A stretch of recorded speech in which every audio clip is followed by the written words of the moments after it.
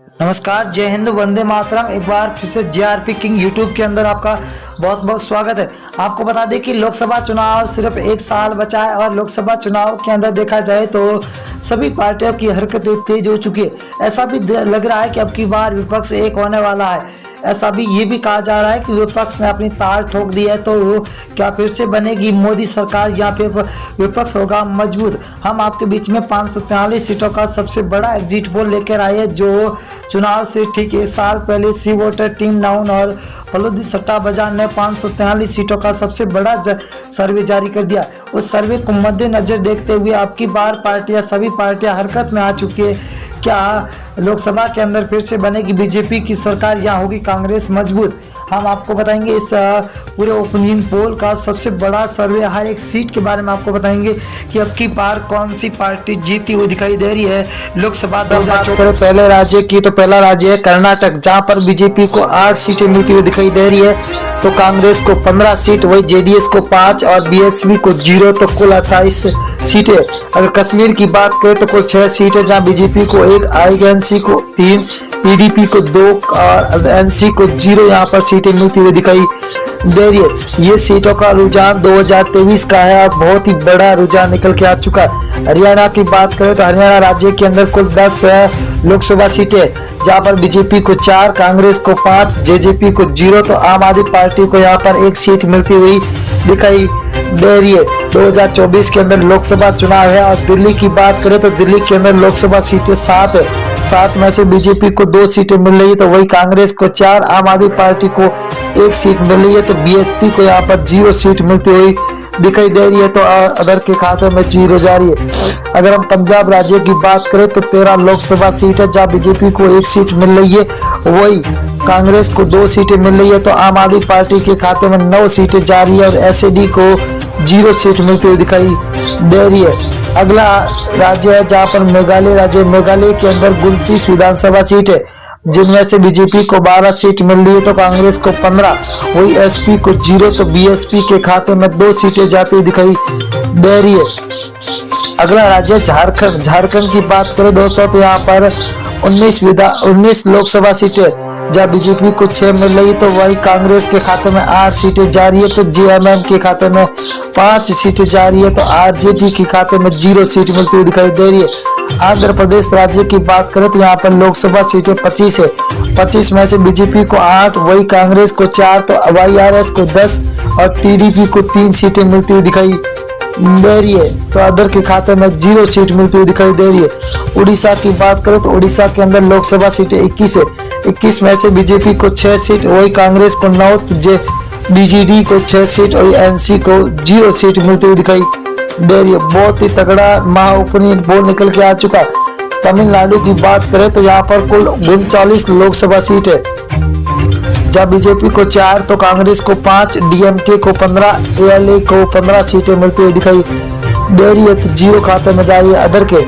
अगर अब बिहार राज्य की बात करें तो कुल 40 लोकसभा सीट है, जहाँ बीजेपी को 12 सीट मिल रही है, तो वही कांग्रेस को 5 सीट, आरजेडी को 15, तो जेडीयू को 8 सीटें मिलती हुई दिखाई दे रही है, तो अदर के खाते में 0 सीट मिलती हुई दिखाई दे रही है।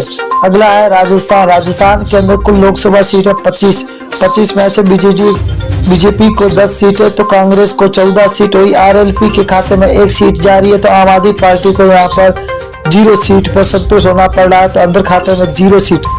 उत्तर प्रदेश की बात करें तो कुल 80 विधानसभा सीटें है, जहाँ बीजेपी को 32, वही कांग्रेस के खाते में 14, एसपीआई के खाते में 27, बीएसपी को 2 सीटें, वही अदर के खाते में 5 सीटें जाती हुई दिखाई दे रही है। अगला राज्य है उत्तराखंड, उत्तराखंड के अंदर 5 लोकसभा सीटें, जिनमें से बीजेपी को 3 सीट, वही आईएनसी को 2, तो बीएसपी को 0, आम आदमी पार्टी के खाते में 0 सीट मिलती हुई दिखाई दे रही है, तो यहाँ पर अदर के खाते में अभी 0 सीट जाती हुई दिखाई दे रही है। पश्चिम बंगाल की बात करें तो कुल लोकसभा सीटें 42 है, 42 में से 17 बीजेपी के खाते में जाते हुए दिखाई दे रही है, तो वही आईएनसी को 0 सीट है, तो टीएमसी को 25 सीट है, सीपीआईएम को 00 सीट मिलती हुई दिखाई दे रही है। आंध्र प्रदेश की बात करें तो आंध्र प्रदेश के अंदर लोकसभा सीटें 2 है, जहां पर बीजेपी को 1 सीट मिल रही है, तो यहाँ पर कांग्रेस को खाते में 1, एसपी को 0, तो बीएसपी के खाते में भी 0 सीट जाती हुई दिखाई दे रही है तो अदर के हाथे में 0। अगर हम मेघालय की बात करें तो मेघालय के अंदर लोकसभा सीटें 2 है, 2 में से बीजेपी के खाते में 0 सीट, 1 सीट जा रही है तो वही कांग्रेस को 1 सीट मिल रही है। तो एसपी को 0 तो बीएसपी के खाते में भी 0 सीट जाती हुई दिखाई दे रही है। अगला राज्य है जहाँ लक्षद्वीप है, लक्षद्वीप के अंदर लोकसभा सीट 1 है, वही 1 कांग्रेस के खाते में जाते हुए दिखाई दे रही है। तो बीजेपी को यहाँ पर 0, एसपी और बीएसपी को खाते में भी 0 सीट जाती हुई दिखाई दे रही है।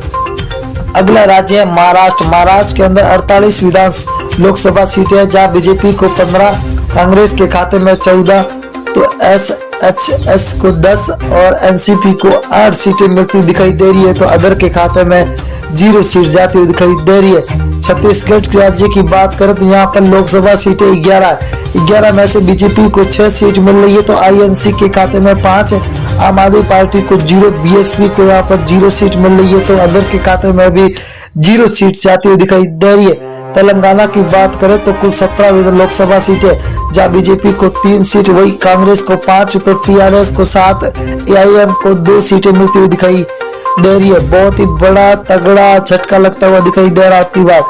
अगर केरल की बात करें तो केरल के अंदर 20 विधान लोकसभा सीटें जहाँ बीजेपी को 1 सीट मिल रही है तो कांग्रेस को 10 सीटें, वही एलडीएफ को 9 सीटें मिल रही है तो यूडीएफ को 0 सीट मिलती हुई दिखाई दे रही है तो अदर के खाते में 0 सीट जाती हुई दिखाई दे रही है। असम राज्य की बात करें तो कुल 14 सीट है जहाँ बीजेपी को 7, को कांग्रेस को 6, एआईयू को 3 और अदर के खाते में 0 सीट जाती हुई दिखाई दे रही है। बहुत ही बड़ा तगड़ा झटका सभी को मिलता हुआ दिखा। गुजरात की बात करें तो कुल 26 लोकसभा जब बीजेपी को 12, कांग्रेस को 6, तो आम आदमी पार्टी को 8, बीएसपी के खाते में 0 सीट जा रही है तो अदर के खाते में भी 0 सीट जाती हुई दिखाई